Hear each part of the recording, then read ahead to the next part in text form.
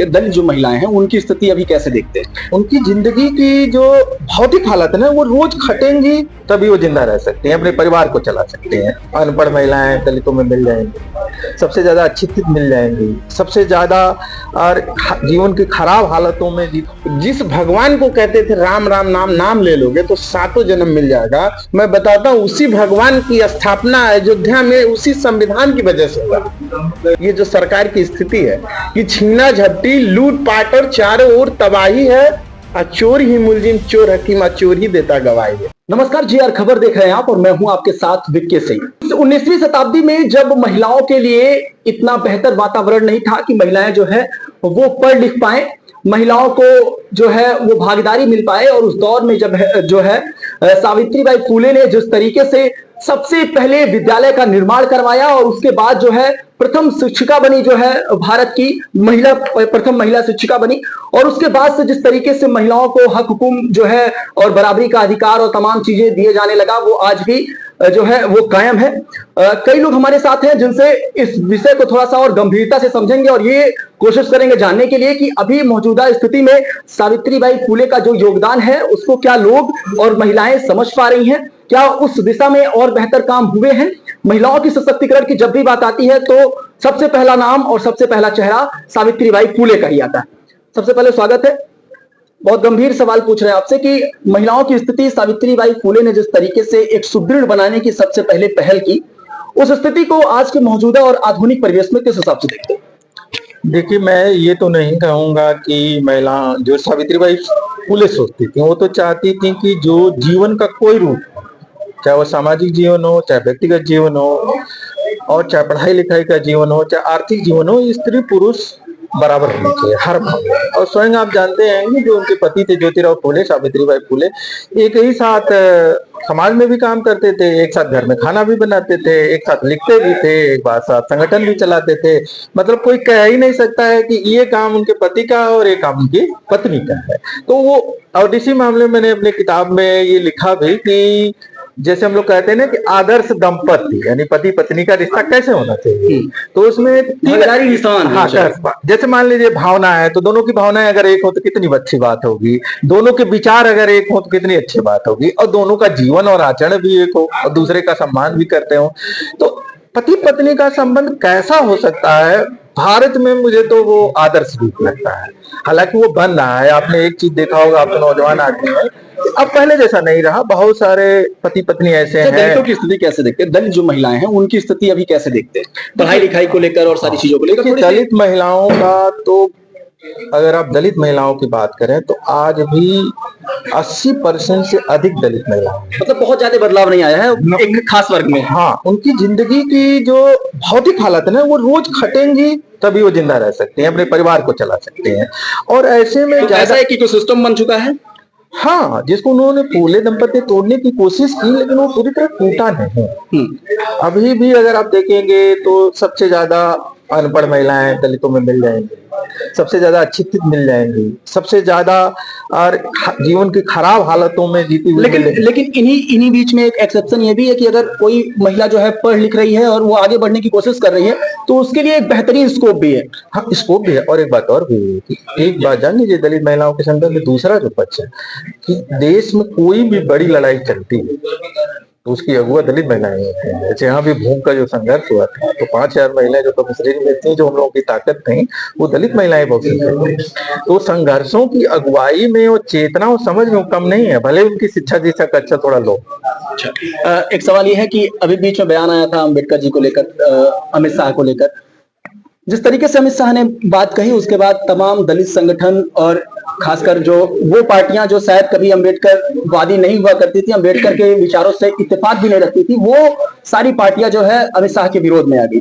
क्या लगता है कि ये सारी जो पार्टियां हैं अगर विरोध में आई हैं भाजपा के, तो उसका कारण केवल ये है कि ताकि दलितों का वोट मिल जाए आने वाले समय में? जैसे दलित, अब पूरे भारत की मैं बात करूं तो दलित अब बेवकूफ जो सोच रहे हैं वो इस टाइप के अब दलित नहीं रहे। दलित अपने हक की बात, अपने हकूक की बात, अपने समाज की बात खुद रखने लगा है और जगह जगह काम करने लगा है। जिस तरीके से, जिस लहजे में देश के सम्मानित गृह मंत्री अमित शाह ने अंबेडकर जी के नाम को फैशन बताया, मैंने वीडियो भी बनाया, बताया भी उसी पार्टी के लोगों को कि जो ताड़ी पार रहा उसी संविधान की वजह से वो बाहर है। जिस भगवान को कहते थे राम राम नाम ले लोगे तो सातों जन्म मिल जाएगा, मैं बताता हूं उसी भगवान की स्थापना अयोध्या में उसी संविधान की वजह से हुआ। मतलब संविधान को उन्होंने जो सोचा और उसके रचयिता के बारे में उन्होंने ऐसा बात कर दिया, जिसने संविधान बनाया। जो दलितों के भगवान तो हम अपने आप से मानते हैं, उनको कहने की जरूरत ही नहीं है। और उतना संविधान पढ़ने के बाद, चीजों होने के बाद हमारी ये स्थिति है कि अभी आपने देखा होगा कि किस तरीके से पूरे उत्तर प्रदेश और उत्तर प्रदेश के बाहर भी किस तरीके से लोग जो है समूह लोन के चक्कर में फंसे हुए हैं। श्रवण कुमार निराला जी एक पूर्वांचल की बड़ी छवि है, एक बड़े नेता हैं, जो नेताजी हैं वो भी जो है उन्होंने ये पूरा मुहिम पूरे उत्तर प्रदेश पूर्वांचल में पहले नेता हैं जिन्होंने इसको छेड़ा।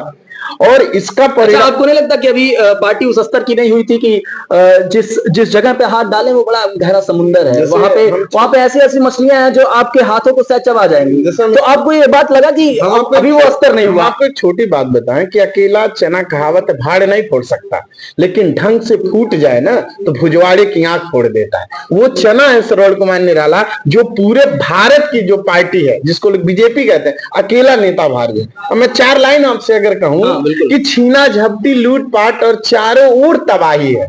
ये जो सरकार की स्थिति है कि छीना झपटी लूटपाट और चारों ओर तबाही है। चोर ही मुलजिम चोर हकीम चोर ही देता गवाही है। चोरी की सरकारी है, चोर चोर मौसेरे भाई और चोर जांच अधिकारी है। हर कुर्सी अंधी बहरी है, हर कुर्सी हत्यारी है और हर कुर्सी के हर पावे पर पंजीकृत गद्दारी है। अब देश के गर्दन के ऊपर सियासत का खूनी पंजा है। पुलिस से लेकर अफसर तक बढ़ता रोज शिकंजा है। संसद से लेकर सड़कों तक जंगल के कानून है, जिसने भी आवाज उठाई होता उसका खून है। यही हो ही रहा।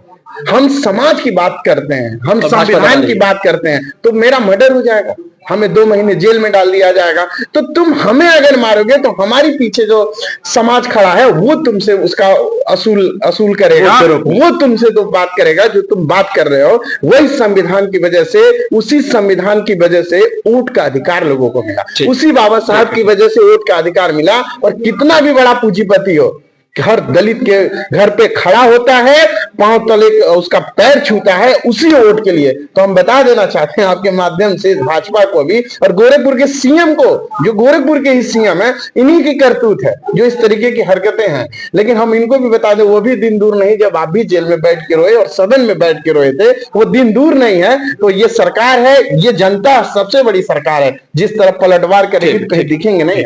क्या शुभ नाम पड़ेगा अपना? महिता भारती सर। जिस तरीके से सावित्री बाई फुले की जो शादी है वो बहुत कम एज में हो गई थी, 9 साल तकरीबन एज में हो गई थी।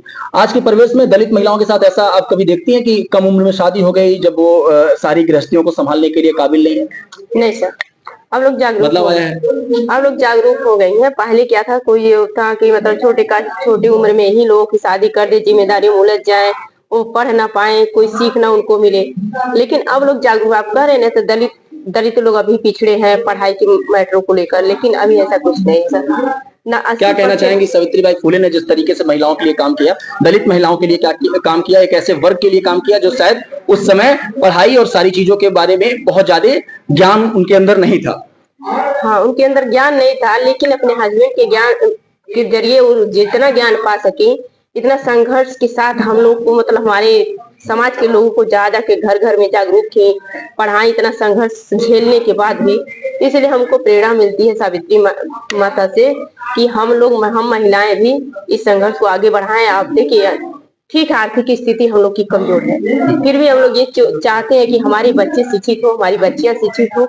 अब ये जागरूकता आ गई है लोगों के अंदर, काफी जागरूकता आ गई सर। अब वो लोग ये ना सोचे कि हम लोग को पढ़ाई के बैठो में, ठीक है हमारे पास बड़े स्कूलों में नहीं पढ़ाने की व्यवस्था है, लेकिन जितना भी है हम लोग पूरा कोशिश करते हैं कि हम लोग एक रोटी एक दिन ना खाएं वो चलेगा, लेकिन अपने बच्चों को हम पढ़ाने की पूरा कोशिश करते हैं। तो सावित्री बाई फुले ने जिस तरीके से समाज में एक बहुत बेहतरीन परिवर्तन लाया महिलाओं के दृष्टिगत, वो एक बेहतरीन बात है। लेकिन आज भी उनकी विचारधारा और अंबेडकर की विचारधारा उन तमाम दलित संगठन और पूरे देश में फैली हुई है। उसी हिसाब से इसीलिए जब अमित शाह का बयान आया तो पूरा देश एक साथ खड़ा होकर अमित शाह के बयान का लगातार विरोध किया और बाबा साहब के विचारों को किस तरीके से वो विचारों से प्रभावित हैं उस बात को लेकर वो लगातार इस बात को जग जाहिर की।